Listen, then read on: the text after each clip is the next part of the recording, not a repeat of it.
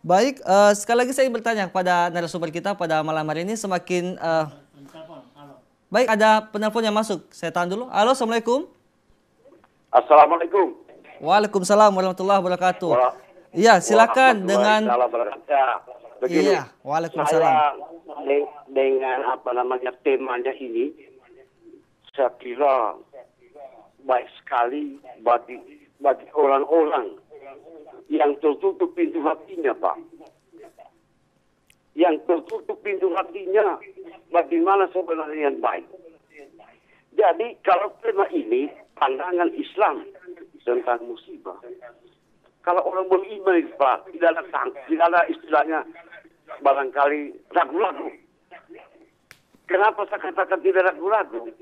Berarti kita itu kalau ragu, ini kan musibah ini adalah ketentuan Allah, bukan manusia. Cuma banyak manusia ini bukan hanya sia saja Pak, ayam. Kenapa saya katakan demikian? Banyak kan orang mengatakan berkuasa menambah-nambah kekuasaan. Ini kan sehingga kita kalau kita dapat mengintrospeksi diri kita tentang musibah ini, bahwa itu adalah ujian Allah Subhanahu wa taala kepada orang-orang yang beriman, bukan orang yang beriman itu. Kalau orang beriman yakin saja, oh, kalau istilah bahasa Inggris mengatakan nandasa ini saya mungkin nggak mengerti dalam bahasa Inggris yang mengatakan, saya tidak mengerti. Jadi hal ini kalau kita musibah tidak perlu kita minta lagu inilah ketentuan Allah. Apabila kita misalnya memponis, kenapa begini? Berarti kita bertentangan dengan ilmu agama Islam kita, Pak. Musibah itu allazi idza asabahu musibah. Kalau orang meninggal kalau balas syahidna. Jadi hal ini itu hanya saya Pak Prof. Tetapi kalau orang beriman yakin saja tidak goyang Pak. Tidak perlu kita takut dengan COVID-19. Jaga diri. Pakailah self-care Pak. Jangan pakai santan. Iya, baik Pak Lapulani, silakan. Terima kasih. Silakan dilanjutkan oleh Pak Lokro, Pak Prof ini. Iya. Prof ini saya dengan beliau ini sejak masih bayi beliau saya sudah kenal. Dia dari dulu Kampung Baru. Jadi terima kasih. Assalamualaikum warahmatullahi wabarakatuh. Waalaikumsalam warahmatullahi wabarakatuh. Pak Prof, tadi saya menindaklanjuti pertanyaan mungkin pernyataan dari Pak Lapulani di Tipo terkait bahwa musibah sebagai ujian dan cobaan keimanan bagi kita. Bagaimana tanggapan Pak Prof terkait pernyataan tersebut? Tafadol, Pak Prof. Saya kira ini jawaban yang paling baik yang dihadapi oleh umat beragama, oleh umat Islam apabila mendapat ujian dan cobaan dari Allah Subhanahu wa taala. Kita harus tetap beriman kepada Allah dan kita yakin ujian dan cobaan itu adalah bagian dari ujian untuk meneguhkan kesabaran kita menghadapi ujian. Oleh itu di dalam ayat yang dibaca tadi, wabasyiris sabirin. Setelah Allah berfirman, kami akan uji kalian dengan sedikit ketakutan, kan begitu. Terus kelaparan dan seterusnya itu. Tetapi di penghujung ayat Allah berkata, wabasyiris sabirin, beri kabar gembira orang-orang yang bersabar. Artinya manusia yang mendapat ujian dari Allah itu sudah diberi potensi, diberi kekuatan oleh Allah untuk menjadi manusia yang bersabar. Artinya setiap ada ujian selalu harus dibarengi dengan kesabaran. Orang yang bisa menghadapi ujian dan cobaan itu apabila orang itu bisa bersabar. Nah, pengertian bersabar ini bukan berarti tergantung Allah. Kalau mau kena COVID atau tidak tergantung Allah. Tidak. Manusia itu perlu ikhtiar, perlu usaha. Tidak boleh pasrah. Oh sudah ini COVID barangkali mau mati atau tidak mati, itu tergantung Allah Subhanahu wa taala. Itu pandangan yang agak keliru. Kalau kita bertanya, kenapa Nabi Muhammad Sallallahu Alaihi Wasallam kalau pergi berperang selalu pakai baju besi? Kan mestinya tidak perlu. Kalau memang Allah mau tolong, tolong. Kalau Allah tidak mau tolong, pasti tidak ditolong oleh Allah. Tetapi Nabi ada ikhtiar, ada usaha. Karena ini pergi berperang, maka usaha kita menyelamatkan diri dengan jalan memakai baju besi. Ya, kenapa Nabi kalau pernah dilempar jatuh giginya, berdarah mulutnya Nabi, padahal beliau kekasih Allah. Allah pasti kalau mau lindungi, pasti lindungi. Tetapi di sini harus ada usaha dan ikhtiar. Sehingga usaha dan ikhtiar itu harus kita lakukan dibarengi dengan kesabaran dan tawakal kepada Allah Subhanahu wa Ta'ala. Itulah sebabnya saya selalu berkata, COVID-19 ini bukan siksa Tuhan, tetapi ujian Allah Subhanahu wa Ta'ala kepada kita sehingga memunculkan kesadaran kita bahwa kita perlu mendekatkan diri kepada Allah Subhanahu wa Ta'ala. Ya. Baik Pak Prof, kita masih terhubung di penelpon selanjutnya. Coba kita angkat. Halo, Assalamualaikum. Waalaikumsalam. Iya, dengan Halo. Pak Saiful di Jalan Hayam Wuruk. Silakan dengan pertanyaannya Pak Saiful. Assalamualaikum Pak Iya. Prof. Waalaikumsalam, silakan. Dari Tampo Mas 2 di sini. Yang saya tanyakan Ustaz, apakah corona ini atau musibah bencana tsunami merupakan ujian bagi kita atau dilaknat oleh Allah Subhanahu wa Ta'ala? Iya. Baik. Itulah yang singkat pertanyaan saya. Terima Ya. kasih. Wassalamualaikum warahmatullahi wabarakatuh. Baik, terima kasih Pak Saiful di Jalan Hayam Wuruk. Pak Prof, ini pertanyaan menarik nih Pak Prof. Terkait dengan musibah yang akhir-akhir ini, apakah ujian atau sebenarnya azab Pak Prof? Silakan. Ya,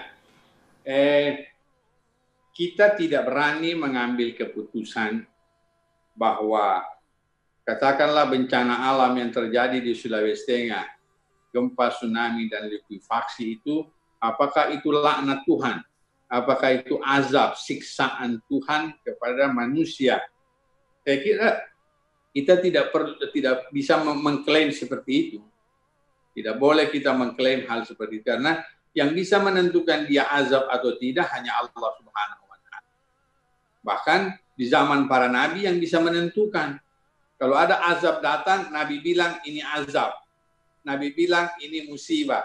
Kalau kita tidak diberi informasi oleh Allah bahwa ini adalah azab. Olehnya itu, kita selalu menduga bahwa ini adalah ujian dari Allah Subhanahu. Dan Allah kalau menguji kita disesuaikan dengan kemampuan dan kesanggupan kita. Yakinlah, saya mengatakan ini ujian dari Allah Subhanahu wa Ta'ala. COVID-19 itu makhluk Tuhan, dan setiap makhluk Tuhan pasti berubah dan berakhir. Maka COVID-19 suatu saat nanti pasti akan berakhir. Kita sedang diuji oleh Allah Subhanahu wa Ta'ala. Apa kita masih kuat iman atau tidak? Apa kita masih sabar atau tidak? Di sini. Orang kalau mau diuji kesabarannya, ya mesti datangkan ujian. Dari mana kita tahu kita sabar atau tidak kalau tidak diuji? Dari mana kita bisa tahu bahwa kita pintar atau tidak di sekolah kalau tidak diuji oleh guru kita? Ya, begitu kita lulus, berarti kita termasuk orang yang pintar. Kalau tidak lulus, berarti termasuk orang yang tidak pintar. Begitulah kita. Kalau kita lulus menghadapi ujian Allah, insya Allah kita termasuk orang yang beriman. Kalau kita tidak lulus, itu artinya kita tidak terlalu beriman kepada Allah. Saya kira begitu.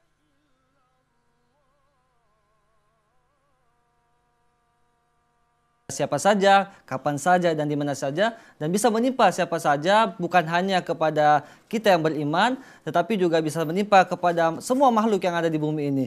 Baik, mungkin kami kembali membuka line telepon kepada pemirsa yang ada di rumah yang ingin berinteraktif langsung bersama kami, bertanya kepada narasumber kami, yaitu Bapak Profesor Dr. Haji Zainal Abidin MAG, terkait tema kita yaitu pandangan Islam tentang musibah. Halo, Assalamualaikum.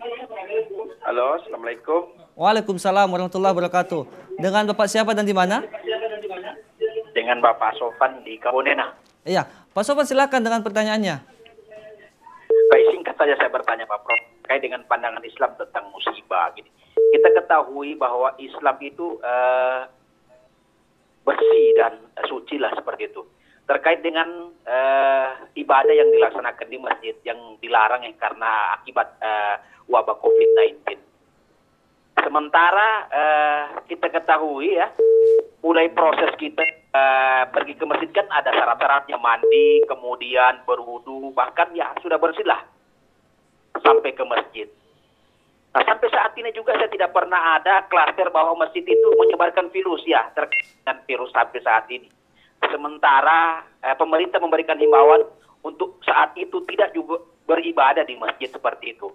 Nah, bagaimana pandangan Bapak terkait dengan ini, bahwa ternyata tidak terbukti bahwa COVID itu tersebar, bisa menyebarkan. Situasi ibadah yang ada di masjid itu tidak terbukti untuk menyebarkan virus COVID-19, Pak Prof. Mohon penjelasannya, Pak Prof. Baik, terima kasih Pak Sofan di Kabonena. Terkait dengan pertanyaannya ini jamaah masjid nih Pak Prof. Himbauan untuk mungkin tidak melaksanakan sholat berjamaah di masjid, lalu kemudian tidak terbukti hasilnya bahwa tidak ada jamaah masjid sama sekali yang terindikasi atau positif corona seperti itu Pak Prof. Silakan tanggapannya. Ya, saya kira tadi kata kuncinya sebenarnya adalah ikhtiar dan usaha serta tawakal kepada Allah Subhanahu wa taala. Nah, kita ini sebenarnya dan pemerintah itu bukan mengklaim bahwa di masjid itu tempat penyebaran COVID-19. Bukan tempat penyebaran COVID-19. Tetapi berdasarkan ilmu pengetahuan, COVID-19 ini senang di kerumunan orang banyak. Nah, masjid itu salah satu tempat di mana kita berkerumun, kita berkelompok di dalam masjid. Sebenarnya bukan cuma masjid yang dilarang, gereja, pura, dan tempat-tempat ibadah yang lain juga oleh pemerintah melarang pada awalnya. Kemudian keluar surat edaran Menteri Agama nomor 15 yang membolehkan penggunaan tempat ibadah tetapi dengan tetap menggunakan protokol kesehatan COVID-19. Olehnya itu saya sependapat kalau di masjid itu masih diterapkan protokol kesehatan. Kenapa? Karena ikhtiar. Kita harus berusaha, harus memilih. Misalnya social distancing, masuk pakai masker, karena menurut ilmunya ini tersebar lewat droplet, lewat air liur dan lain sebagainya dan lain sebagainya. Masjid harus bersih. Kita tunjukkan memang masjid bersih. Tidak ada tuduhan bahwa masjid adalah salah satu klaster di dalam penyebaran COVID. Tetapi kita mau menunjukkan bahwa umat Islam lewat masjidnya bukan tempat penyebaran COVID-19. Kita mau tempat kita sebagai tempat pencegahan dan penularan sehingga kita bisa memberikan kontribusi kepada bangsa ini bahwa umat Islam termasuk salah satu umat yang ikut berperan mencegah penularan COVID-19. Ini sebenarnya yang harus dipahami oleh masyarakat. Apalagi di dalam agama kan ada alternatif. Kalau tidak misalnya tidak bisa sembahyang berdiri kan bisa duduk, tidak bisa sembahyang duduk bisa berbaring. Kalau tidak sempat ke masjid ya bisa sembahyang di rumah kan begitu. Kalau tidak bisa sholat Jumat, boleh sholat Duha. Ada alternatif. Sehingga ada orang membandingkan dengan pasar. Saya kira jangan dibandingkan. Ya, kita tidak mau membandingkan pasar dengan masjid. Pasar itu kebutuhan semua manusia. Artinya dia harus datang ke pasar. Kalau dia tidak datang ke pasar, dia memenuhi harapan hidupnya di mana? Kalau tidak datang ke masjid, masih ada tempat beribadah di tempat yang lain. Saya kira begitu jawaban saya. Ya, terima kasih Pak Prof. Luar biasa materi kita pada malam hari ini sangat menarik dan sayangnya kita terbatas oleh waktu. Boleh kami minta kesimpulan dari tema kita dan pembahasan kita pada malam hari ini. Saya kasih waktu 1 menit Pak Prof. Tafadol. Ya, baik. Saya kira kesimpulannya adalah mari kita selalu berbaik sangka kepada Allah Subhanahu wa taala bahwa apa yang ditimpakan oleh Allah kepada kita, apakah dalam bentuk bencana alam maupun non bencana alam, kita harus terima, tetapi bukan berarti kita tidak melakukan ikhtiar, kita tidak melakukan usaha, dan kita harus juga bertawakal kepada Allah Subhanahu wa taala. Karena semua yang terjadi di muka bumi ini adalah bagian ketetapan dan ketentuan Allah Subhanahu wa taala tetapi kita tetap disuruh berusaha untuk hidup lebih nyaman, lebih sehat, dan hidup lebih damai. Begitulah tugas kita sebagai khalifah di muka bumi. Saya ambil satu quote saya. Saya pernah menulis begini, ikhtiar, sabar, dan tawakal selain sebagai wilayah iman. Jadi orang yang beriman itu kan ikhtiar, sabar, dan tawakal selain sebagai wilayah iman, juga harus pakai pemikiran untuk menghadapi ujian dan cobaan Allah Subhanahu wa Ta'ala. Pikiran ini juga yang menentukan kalau saya ke sini bisa menjadi penyebar. Kalau saya tidak ke sini, itulah sebabnya pemerintah minta kita stay at home. Baik, saya kira Pak itu Prof. kesimpulan. Baik, luar biasa. Dan penjelasan yang sangat menarik pada malam hari ini. Terima kasih Pak Prof. Kami ucapkan segenap kru yang bertugas mengucapkan terima kasih atas kesempatan dari Pak Prof untuk meluangkan waktunya hadir melalui aplikasi via Zoom pada kami pada malam hari ini. Demikian Mimbar Agama Islam pada kesempatan malam hari ini edisi Jumat 20 Juni 2020.